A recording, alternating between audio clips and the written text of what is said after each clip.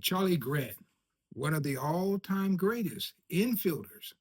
And when we talk about the great second baseman, we think about a lot of guys from the major leagues, right? And one of them, Napoleon Lajoie, gets a lot of ink.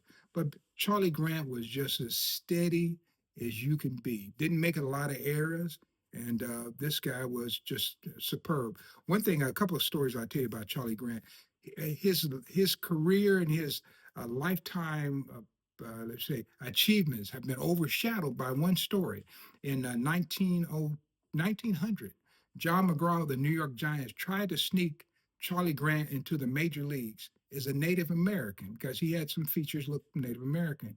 So John McGraw thought he would sneak him in. And so he told him, Charlie Grant, to start calling himself Charlie Tokahama. And so he tried to sneak him in. Of course, it worked for a while, but then when they got to Chicago, Charlie Grant was so well known in that area.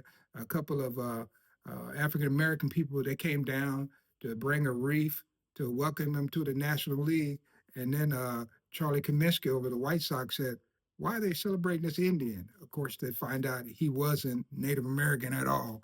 And that was the end of Charlie Grant's career before he ever got started in the National League. That was a turn of the century to 1901, I believe it was. But his whole life is overshadowed by that one story, that near miss. But Charlie Grant from Cincinnati, Ohio, after his baseball career was over, he went back to Cincinnati and he was sitting out on his porch. A guy was driving. He ran over the curve. Charlie Grant was sitting on the front porch. He hit Charlie Grant with his car, and Charlie Grant died. That was 1932. Charlie Grant, one of the all-time greats from Cincinnati, Ohio. You got to know about Charlie Grant.